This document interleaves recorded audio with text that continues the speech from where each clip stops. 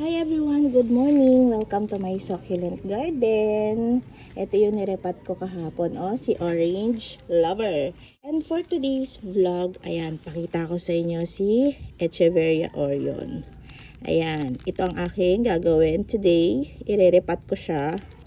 Maglalagay muna ako ng sapin. Ayan, hindi pa to nalinis kasi yung aking brush ay basa pa. Kaya okay lang yan. Yan yung ginamit ko kahapon. At ito na siya. Tanggalin ko na siya dito sa kanyang soil, Benguet soil, original soil. Ayan. Yung kanyang soil is parang may sand din siya, May sand siya, may compost siya.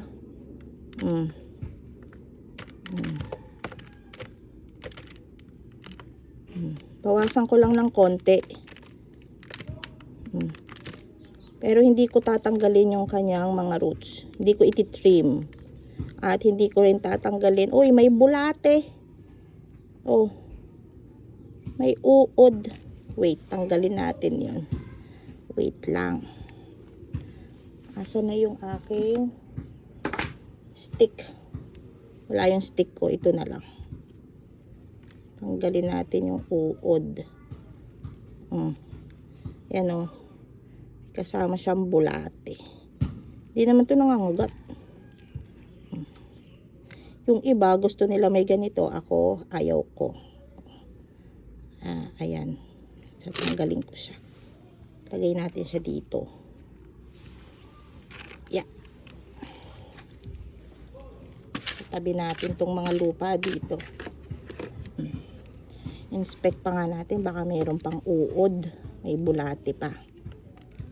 Mahirap na masama sa ating bagong soil mix.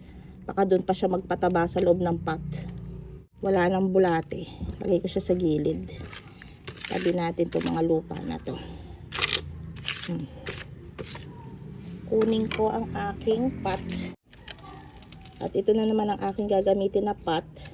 Kamukha siya, wait, ayun, nung aking Orange Lover na pot, yung ginamit kahapon, pero mas malaki yung size nun kesa dito. Ang pot size nito is 13.8 by 15 cm. By cm ha, hindi inches. Kung gagamit kayo ng ganitong pot, i-check nyo lagi yung kanyang mga butas, kasi minsan natatakpan. And, ayan may harang siya. Kaya, always check. At tanggalin ninyo para hindi mabarahan. Tuloy-tuloy lang yung tubig pag nag-drain.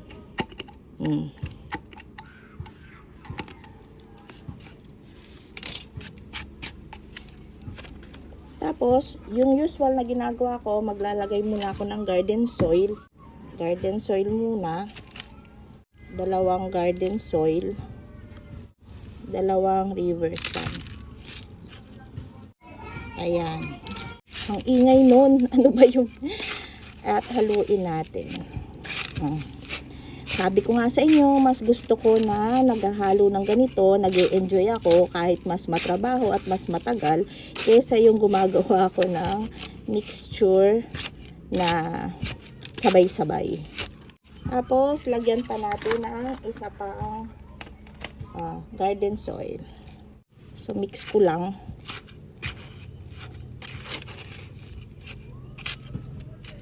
May white, may kulay puti, styro. Magdadagdag ako ng river sand. Ayan. And gagawa ako ng hukay, ganyan, sa gitna.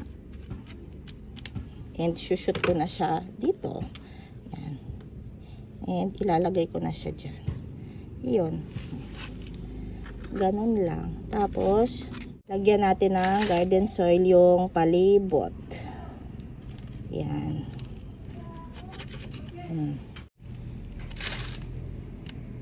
Yan. Ay, papunta sa dahon. Nabitawan ko yung dahon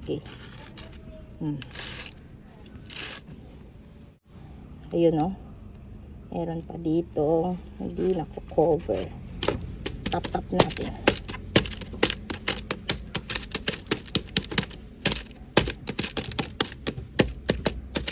Tapos, lagyan natin ng river sand. Yan. Dito din.